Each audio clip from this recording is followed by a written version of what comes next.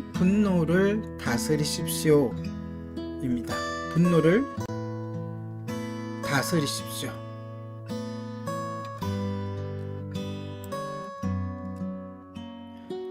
억울한 일을 당하거나 불쾌한 일을 만났을 때 우리는 분노의 감정에 사로잡히기 쉽습니다.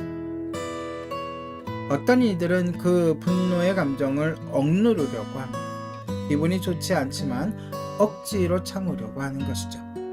그러나 그것은 마치 용수철을 심으로 누르는 것과 같습니다. 시간이 지날수록 용수철은 피곤하지 않지만 용수철을 누르는 이 손은 피곤해집니다. 결국 용수철은 위로 튀어오르게 되어 엉뚱한 사람에게 분노의 화살이 날아갈 수도 있습니다.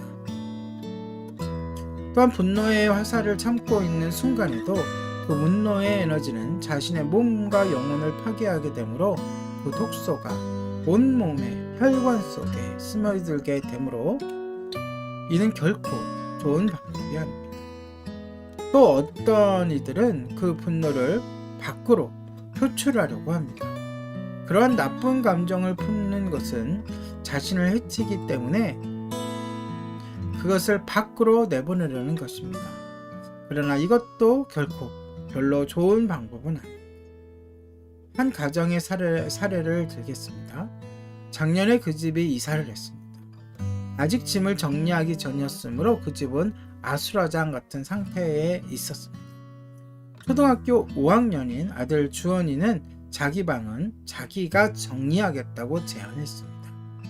아빠와 엄마가 기특해서 허락을 했는데 주원이의 방 정리 방법은 아주 간단했습니다. 자기 방에 있는 지저분한 것들을 모조리 바깥으로 던져버리는 것이었습니다. 아들의 방은 곧 깨끗해졌고 거실은 당연히 훨씬 더 지저분해졌습니다. 자기의 방은 곧 정리가 되었지만 집 전체적으로는 별로 도움이 되지 않았던 것이죠. 이것이 바로 분노를 터뜨려서 문제를 해결하기 원하는 사람들의 방식입니다. 그들은 자신의 마음만 편하면 다른 사람은 상처를 받든 말든 별로 상관이 없다고 생각합니다. 그들은 나는 마음에 있는 말을 해버려야지 꽁에서는 못 살아 라고 하면서 모든 악을 토해냅니다. 그러나 이는 심히 어리석은 일입니다. 왜냐하면 사람의 마음은 겉으로는 분리되어 있는 듯 보이지만 내면적으로는 모두 연결되어 있기 때문입니다.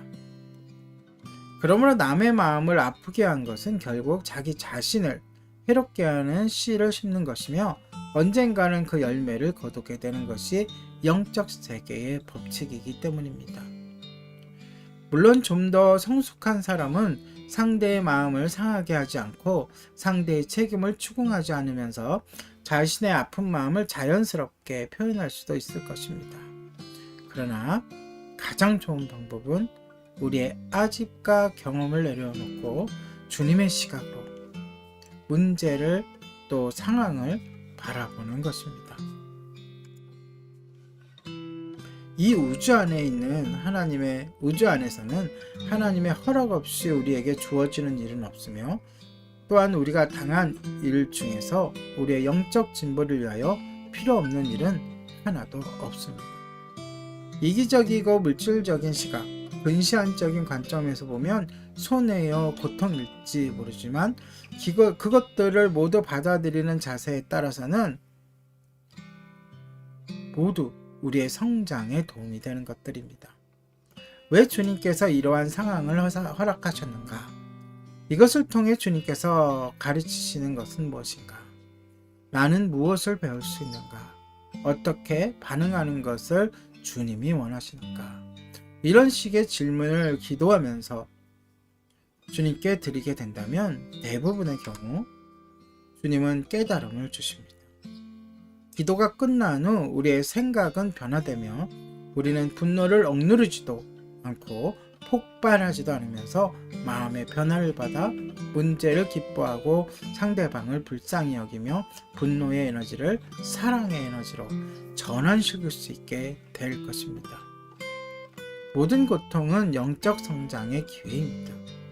모든 고통은 하나님의 선하신 훈련입니다. 분노를 본능적으로 다루지 말고 근원적으로 처리할 수 있을 때 우리는 좀 더 성숙의 길로 나아갈 수 있을 것입니다.